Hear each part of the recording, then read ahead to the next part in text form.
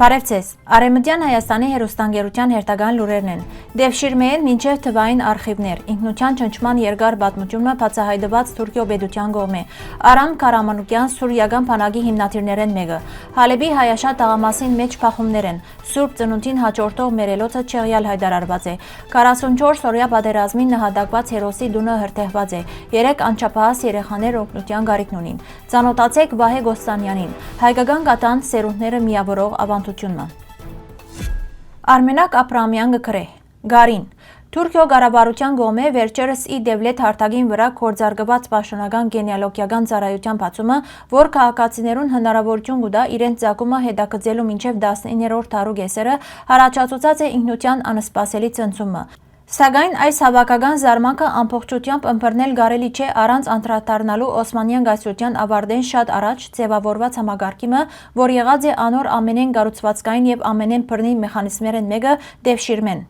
Դևշիրմեն, որ հաստատված էր արդեն 14-րդ դարուն, կներկայացներ քրիստոնյա եւ դեղաբնիկ երեխաներու բռնի հավաքակրումը հիմնական հայերը, հույները, սլավոնները եւ ալբանացիները։ Երեխաները գխլվեին իրենց ընտանիքներեն, հարգատրապար կմահմեդականացվեին եւ կներկրավեին Օսմանյան պետական համագարկին մեջ, հատկապես որպես ենիչների կամ պարծասիջան պաշտոնյաներ։ Պատմական եւ իրավական տեսանկյունեն Դևշիրմեն կհանդիսանա սերնդակցական կապի, գրոնական եւ մշակութային ինքնության, ինչպես նաեւ ընտանեկան ժառանգության համագարկված ոչնչացման քաղաքականությունը։ Թեև այն կնախորդե ժամանակակից միջազգային իրավունքի ձևավորման, սակայն իր կորձելագերբով կհամապատասխանե այնպիսի արարքներու, զորս ներկայիս իրավունքը պիտի դասակարգեր որպես մարդկության դեմ հանցագործություններ, մասնավորապես հարգատիր գրոնապողությունը եւ երեխաներու դեղափոխումը մեկ խումբեն մյուսը, ինչ որ հստակորեն ամրագրված է 1948 թվականի ցեղասպանության կոնվենցիայի երկրորդ հոդվածին մեջ։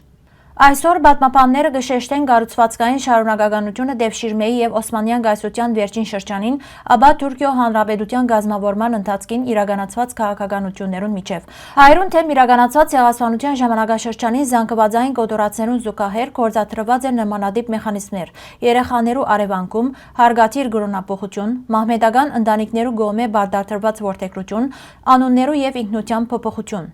Այս վերաբրածները եւ անոնց ժառանգները, որոնք հաջող կգոչվին ձպտյալ հայեր, այսօր գրգին Երևան գուկան վարչական գրանցումներուն մեջ, որոնց արցանց հասանելի դարձուցած է թրքական պետությունը։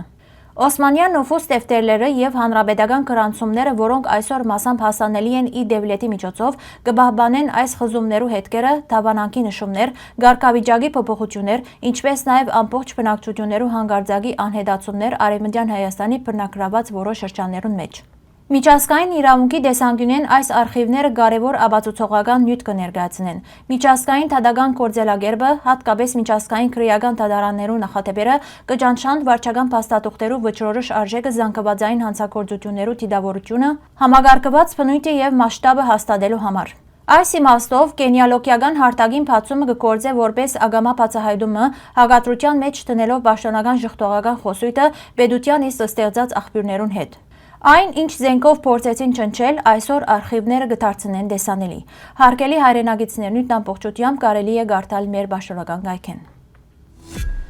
Արամ Հակոբի Քարամանուկյան ծնած է 1910-ին Այնտեբի մեջ, Հալեբի վիլայեթի սահմաններուն մեջ եւ մահացած է 1996-ին Միացյալ Նահանգներու մեջ։ Ան սուրիական բանակի հայազգի գեներալ լեյտենանտ էր եւ իրավապան։ Հայրոց ցեղասպանութենեն յետք ընտանիքով հաստատված է Հալեբ, ուր ձևավորված է անոր գրթական եւ զինվորական ուղին։ Արամ Քարամանուկյան դարձած է սուրիական բանակի գեներալ լեյտենանտ եւ Սուրիո զինված ուժերու հիմնադիրներեն մեկը։ 1940-ական թվականներուն ան եղած է սուրիական բանակի մեջ հրամանատարական պաշտոնը ստանցած առաջին հայ սպան։ 1946 թվականին Սուրիո անկախացումեն եւ ֆրանսական զորքերու դուրս բերումեն յետ Քարամանուկյան միացած է Սուրիո ազգային բանակին։ 1949-ին ան նշանակված է հրեդանու գլխավոր հրամանատար, իսկ 1953 թվականին արժանացած է գեներալի կոչման։ Դարիներ շարունակ ան մնացած է սուրիական բանակին մեջ այդ աստիճանի միակ հայ սպան, արժանանալով բազմաթիվ շքանշաններու եւ բադվո մեդալներու ոչ միայն Սուրիո, այլ նաեւ Լիբանանի, Եգիպտոսի եւ Ֆրանսիայի կառավարություններուն կողմէ։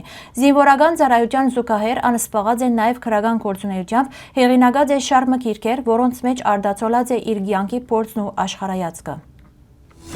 Հալեբի մեջ իրավիճակը գդրուկ սրած է։ Այս մասին կդեղեկացնե Սուրիո խորհրդարանի նախկին պատգամավոր Մարիա Գաբրիելյան։ Անոր փոխանցմամբ քաղաքը երեկվանե հանդարտ չէ։ Քրդական ուժերուն եւ իշխանություններուն միջև ընթացող վերջին բանակցությունները ըստ էության արդյունք չեն արձանագրած եւ քրդական կողմը դիմաց է զինվորական գործողություններու։ Գաբրիելյանի խոսքով ներկայիս քաղաքին մեջ կշարունակվին ուժեղ գրագոցները, կգիրառվին հրացակային զենքեր եւ հրետանի։ Ան կշեշտե, որ քրդական երկու շրջաններ անմիջապես հարագից են հայաբնակ թաղամասերուն, ինչ որ պատճառ կդառնա, որ զինվորական գործողությունները զգալիորեն անդրադառնան նաև հայկական համայնքին վրա։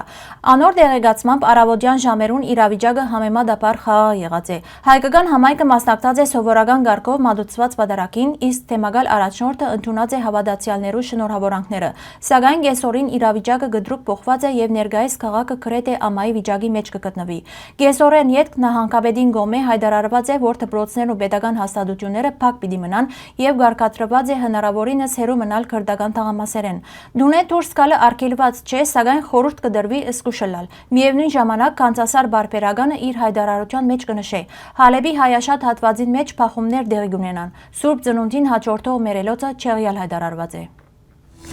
Հունվարի 6-ին արտակարգ թեփ տեղի ունեցած է Արարատի մարզի մեջ։ Մասիսի խոշորացված համայնքի նոր խարպետ բնակավայրին դուներեն մեկում մեջ հրտեհ բռնկած է։ Shamshan.com կհաղորդե, որ դուժացներ չկան, սակայն դան կույկին մեծ մասը մոխիրի վերածված է։ Ցավոք հրտեհին ընթացքին մոխիրի վերածված է նաև դանդիրոջ Արցախյան 44-օրյա պատերազմին նահատակված հերոս 31-ամյա Անդրանիկ Գևորգյանի парքի անգյունը։ Միայն հրաշքով անոր մեծատի լուսանկարը չէ այրած։ Ընտանիքը բազմամարդ է։ Այն կփաղկանա 3 անչափահաս երեխաներ է։ Ներկայիս անոնք ժամանակավորապես պիտի գիշերեն իրենց բարեկամներուն դուները, մինչև որ կարողանան լուծել առաջին անհրաժեշտության բարականերու խնդիրները։ Աղբյուրը կհայտնե, որ հերոս Անդրանիկ Գևորգյան նահատակված է 2020 թվականի հոկտեմբեր 20-ին։ Վահե Գոստանյան ոճապան, ասկակրակետ եւ մշակութային հետազոտող է, որոնց ստեղծագործական ուղին ձևավորված է գյուղական միջավայրի մեջ, բնության քույներուն եւ հայկական ավանդություններուն ասեցության տակ։ Անոր աշխատանքները կենտրոնացած են հայկական դարազի վրա որպես կենթանի եւ շարունակվող մշակույթ։ Արդեն 10 տարի է վեր Վահեն կհավաք է եւ կվավերագրե գյուղական պատմություններ, հագուստի ցևեր եւ ուտեստներ, իսկ իր հիմնած արվեստանոցը հայկական դարազը կհամատրե ժամանակակից ոճի հետ։ Բացի հագուստեն Վահեն կուսումնասիրե նաեւ հայկական խոհանոց նկատելով այն մշակութային ինքնության անբաժանելի մաս։ Անոր նախագիծերն ու հետազոտությունները մեծ հետաքրքրություն կհառաջացնեն եւ Հայաստանի եւ Սփյուռքի մեջ, նպաստելով հայկական մշակույթի վերարժևորման եւ փոխանցման հաջորդ սերունդներուն։